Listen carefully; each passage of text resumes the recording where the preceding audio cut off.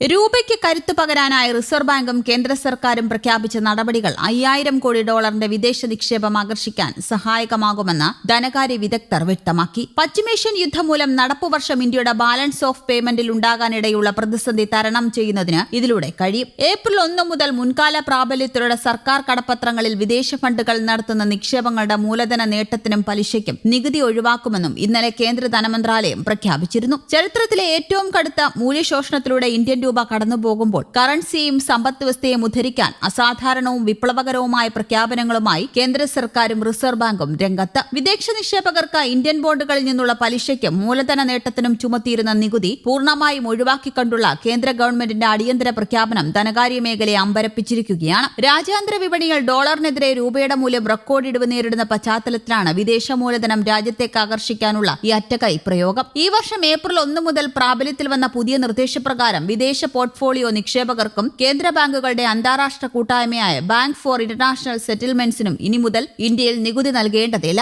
വിദേശ നിക്ഷേപകർക്ക് ലിസ്റ്റ് ചെയ്ത ഓഹരികൾക്കും ബോണ്ടുകൾക്കും മേൽ ഈടാക്കിയിരുന്ന 12.5% ദീർഘകാല മൂലധന നേട്ട നികുതിയും സർക്കാർ ബോണ്ടുകളിൽ നിന്നുള്ള പലിശയ്ക്ക് മേൽ ചുമത്തിയിരുന്ന 20% വിത്ത് ഹോൾഡിംഗ് നികുതിയുമാണ് കേന്ദ്രം ഒറ്റയടിക്ക് എടുത്തുകളഞ്ഞത്. കേന്ദ്രത്തിന്റെ നികുതി ഇളവുകൾക്ക് പിന്നാലെ വിദേശ നിക്ഷേപത്തിന്റെ പരിധികൾ ലഘൂകരിച്ചുകൊണ്ട് റിസർവ് ബാങ്കും വെള്ളിയാഴ്ച പ്രഖ്യാപനം നടത്തി. വിദേശികൾക്ക് നിക്ഷേപം നടത്താൻ സാധിക്കുന്ന സർക്കാർ സെക്യൂരിറ്റികളുടെ പരിധി RBI വിപുലീകരിച്ചു. അതോടൊപ്പം FPI നിക്ഷേപങ്ങൾക്കുണ്ടായിരുന്ന ഹ്രസ്വകാല നിക്ഷേപ പരിധിയും വ്യക്തിഗത സെക്യൂരിറ്റി പരിധികളും പൂർണ്ണമായും നീക്കം ചെയ്തു. NRI നിക്ഷേപകർക്ക് സെബിയിൽ രജിസ്റ്റർ ചെയ്യാതെ തന്നെ ഇന്ത്യൻ ഓഹരി വിപണിയിൽ നിക്ഷേപിക്കാനുള്ള പരിധിയും RBI ഉയർത്തിയിട്ടുണ്ട്. ആഗോള വിപണിയിൽ ക്രൂഡ് ഓയിൽ വില കുതിച്ചുയരുന്നതും വിദേശ നിക്ഷേപകർ ഇന്ത്യൻ വിപണിയിൽ നിന്ന് വൻതോതിൽ പണം പിൻവലിക്കുന്നതുമാണ് രൂപയെ ചരിത്രത്തിലെ ഏറ്റവും വലിയ പ്രതിസന്ധിയിലാക്കിയത്. ഈ വർഷം ഇതുവരെ മാത്രം വിദേശ നിക്ഷേപകർ $27.6 ബില്യൺ ഇന്ത്യൻ ഓഹരികളാണ് വിറ്റഴിച്ചത്. കഴിഞ്ഞ വർഷത്തെ ആകെ വിറ്റഴിക്കൽ $18.9 ബില്യൺ ആയിരുന്നു എന്നതുമായി താരതമ്യം ചെയ്യുമ്പോഴാണ് ഇപ്പോഴത്തെ മൂലധന ചോർച്ചയുടെ ഭീകരത വ്യക്തമാകുന്നത്.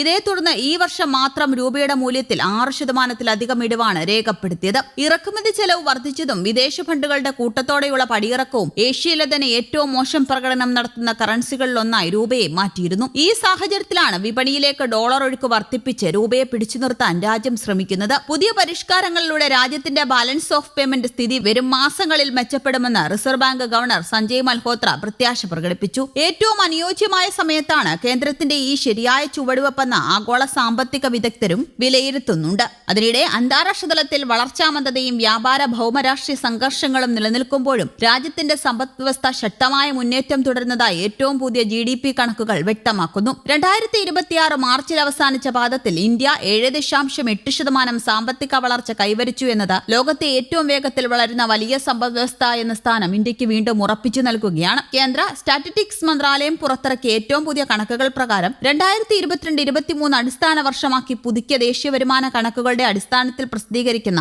ആദ്യ GDP റിപ്പോർട്ടാണത്. പുതിയ കണക്കുകൾ പ്രകാരം 2024-25 സാമ്പത്തിക വർഷത്തിലെ വളർച്ചാ നിരക്ക് 7.1% ആയിരുന്നപ്പോൾ 25-26 സാമ്പത്തിക വർഷത്തിലെ മൊത്തം വളർച്ച 7.7% ഉയർന്നു. ഇത് ഇന്ത്യൻ സമ്പദ് വ്യവസ്ഥയുടെ കരുത്തും സ്ഥിരതയും പ്രതിഫലിപ്പിക്കുന്നതാണ്. ആഗോള സാമ്പത്തിക രംഗത്ത് അനിശ്ചിതത്വം നിലനിൽക്കുന്ന സമയത്താണ് ഇന്ത്യയുടെ ഈ നേട്ടം. അന്താരാഷ്ട്ര വിപണികളിലെ വിലക്കയറ്റ സമ്മർദ്ദങ്ങൾ, ഭൗമരാഷ്ട്രീയ സംഘർഷങ്ങൾ, വിതരണ ശൃംഖലകളിലെ തടസ്സങ്ങൾ എന്നിവ ലോകത്തെ പല സമ്പദ് വ്യവസ്ഥകളെയും ബാധിച്ച സാഹചര്യത്തിലാണ് ഇന്ത്യ പ്രതീക്ഷിച്ചതിനേക്കാൾ മികച്ച പ്രകടനം കാഴ്ചവെച്ചത്. രാജ്യത്തിന്റെ സാമ്പത്തിക നേട്ടത്തെ സ്വാഗതം ചെയ്ത പ്രധാനമന്ത്രി നരേന്ദ്രമോദി ഇന്ത്യയുടെ വളർച്ചാ മുന്നേറ്റം ശക്തമായ അടിസ്ഥാനങ്ങളിൽ ഒന്നാണെന്ന് സാമൂഹിക മാധ്യമമായ Xൽ കുറിച്ചു. ഇന്ത്യൻ സമ്പദ് വ്യവസ്ഥയുടെ വളർച്ചാ വേഗത തുടർന്നും ശക്തമായി നിലനിൽക്കുമെന്നും രാജ്യത്തിന്റെ വികസന യാത്ര കൂടുതൽ വേഗത്തിലാക്കുമെന്നും അദ്ദേഹം അഭിപ്രായപ്പെടുകയും ചെയ്തു. News desk Kerala Kaumudi.